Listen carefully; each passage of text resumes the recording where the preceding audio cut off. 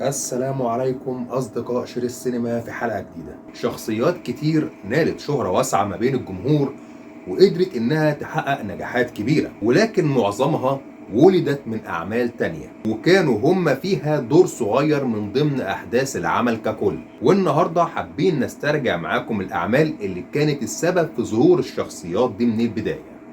ومن غير كلام كتير، كالعادة بسرعة نبتدي حلقتنا.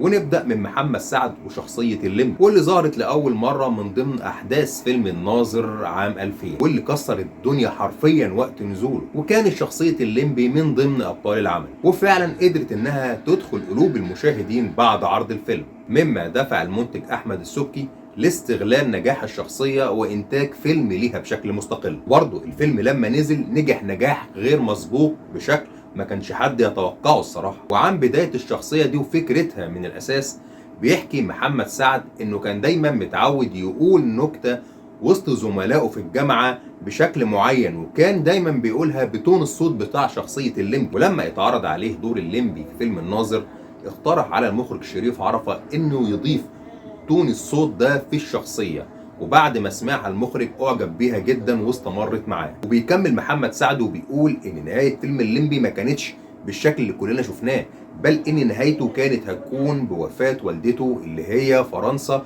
واللي كانت قايمة بدورها الجميلة عبلة كامل. ولما نزلت النسخة الأولية للفيلم، بعض المشاهدين خرجوا وهم متضايقين جدا للنهاية الحزينة والدراماتيكية اللي ما كانتش ماشية مع طول مدة الفيلم اللي كانت مليانة بجرعة كوميدية كبيرة، فاضطروا ان هم يغيروه. وبناء عليه اخد الفكرة دي الكاتب احمد عبد الله ونفذها فيما بعد في فيلم الفرح. ونروح سريعا للنجم احمد ادم وشخصية القرموطي، واللي ظهرت لاول مرة من ضمن احداث المسلسل الجميل سر الارض، واللي تم عرضه لاول مرة عام 94، واللي كلنا استمتعنا بيه قديما.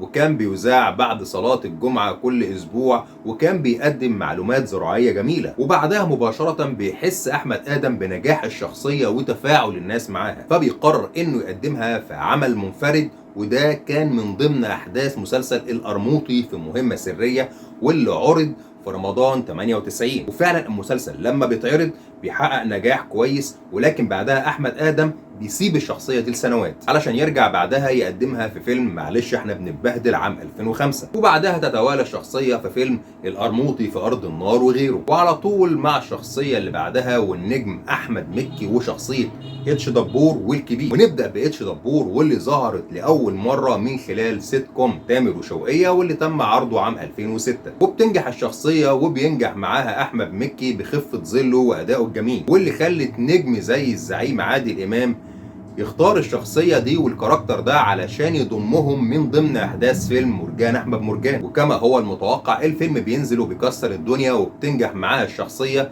مما بيدفع أحمد مكي لتقديم الشخصية دي في عمل منفرد وهو فيلم اتش دبور عام 2008. وبرضه الفيلم بينجح وبيعجب الناس رغم التيمة بتاعته المتشابهة لحد ما بتيمة فيلم ابن عز للراحل علاء ولي الدين. ويودع مكي شخصية اتش دبور في آخر ظهور ليها من ضمن أحداث فيلم طير انت، علشان من ضمن أحداث الفيلم ده تتولد شخصية تانية فضلت عايشة معانا لحد رمضان اللي فات 2024، لدرجة انها بقت ايقونة رمضانية، وهي طبعا شخصية الكبير، الشخصية اللي حققت شعبية جارفة ونجاح قوي جدا، وبقينا بنستنى نزولها بفارغ الصبر كل رمضان. وسريعا لشخصية حبيناها وتعلقنا بيها وليها معانا ذكريات جميلة، وهي الشخصية اللي قام بيها النجم الكبير الراحل إبراهيم نصر، زكية زكريا، واللي ظهرت لأول مرة في الموسم الثامن للكاميرا الخفية عام 98. الشخصية اللي تعتبر صنعها من الألف إلى الياء النجم الجميل والراحل إبراهيم نصر، واللي فضل مستمر في تقديمها لسنوات وسنوات،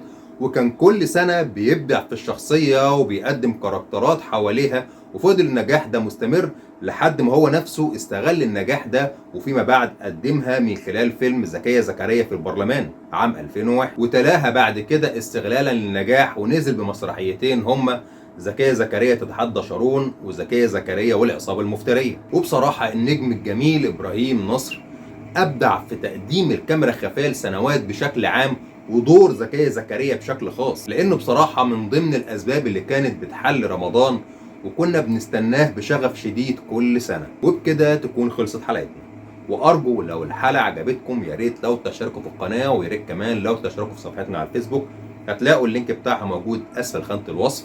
ويا ريت ما تنسوش إنكم تفعلوا جرس التنبيهات علشان يوصلكوا كل جديد، وما تنسوش إنكم تدعمونا بلايك وبشير، واستنونا في حلقة جديدة من شريط سينما.